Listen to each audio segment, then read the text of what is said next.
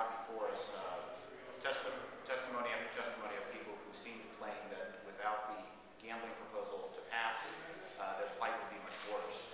And I'd like to submit that due to the supplantation rules, due to the 2002 Supreme Court ruling where supplanting of lottery revenues was found to be unconstitutional, I don't think passing some sort of gambling proposal again will solve those critical safety net needs.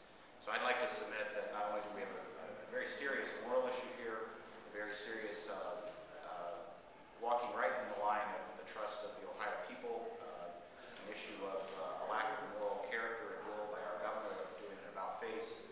We also have a very serious economic issue here and fiscal policy issue where we are doing nothing. And I would submit that we're going to be back in revenue talks in the next 6 to 8 months if this budget passes today. Thank you. Thank you, Representative. Representative Daniel Bubp. Thanks, Kris. Let me tell you that I intend to vote no today on this proposed budget that's going to be presented to us. Ohio is facing difficult times.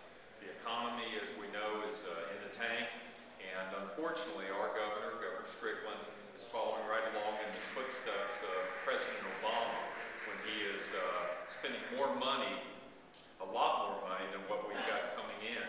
If you listen to the OBM office, all the projections are that our revenues, our income tax and sales tax projections are going down. And what are we getting prepared to do today? They're going to pass this budget spending, allocating money that we don't have. Now let me be clear, we've got to do something about that. And we have already heard from David Miller the proposals that our caucus has presented on ideas and a way to reduce the size of government. And that's what we need to do. We do not need to be passing the budget today in its current form, depending upon gambling to balance the budget. So I appreciate folks from Citizens for Community Values up here, Ohio Christian Alliance, other organizations are supporting our efforts to bring some reasonable alternatives to state government. And as the elected leaders of this state, we need to come together and work to balance this budget, cut spending on behalf of the state. We all know that here in Columbus there is a lot of things that we can do to reduce spending and work for the people of Ohio instead of against them. Kris, I appreciate the chance to be here today to stand with my colleagues in the House Republican Caucus and to try and do what's right for the people and for the future of the state of Ohio. Thank you. Thank you, Representative. Representative Kris Jordan will also be sharing with us, and then Representative John Adams. Ohio's going through some pretty serious times right now, just as our nation is. But I think it's irresponsible that we look at balancing our budget on the backs of unpredictable revenues and also on the backs of one-time revenues that we know are going to disappear here in a couple of years. And I think our state now is gambling with gambling. We have a proposal that's filled with flaws. It was done in secrecy. It didn't work.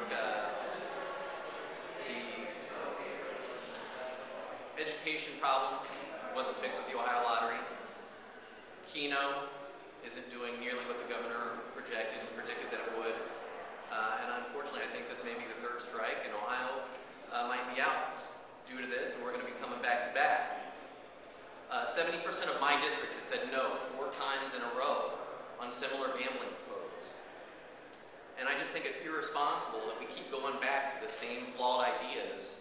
And I think it's irresponsible that government has an interest in people losing their money to keep their budget going. I just think it's the wrong direction for the governor to take this plan, and it's the wrong direction for government as a whole.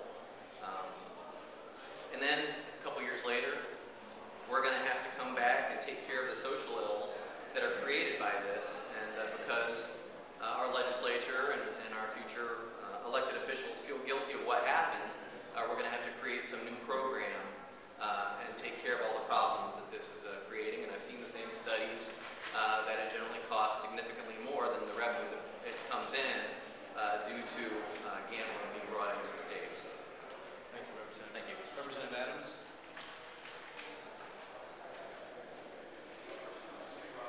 Thanks, Kris. I'll be quick so that you get on with the day. It was in the last General Assembly that we took on the question of Keno, and we know the revenues that it has currently brought in, which is roughly about half of what was predicted, and we're right back doing it again. We're going to say gambling is the answer to shoring up our revenue shortfalls. It's not the answer.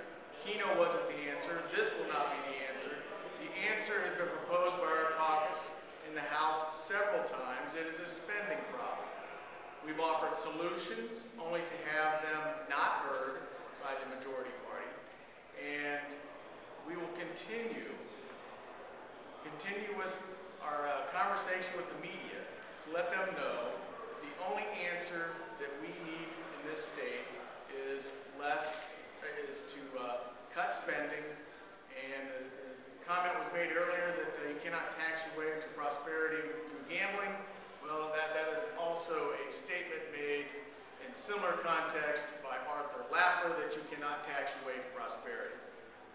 We have a spending problem in this state that nobody at the upper levels of leadership want to address. We can, we should, and I think everybody knows it.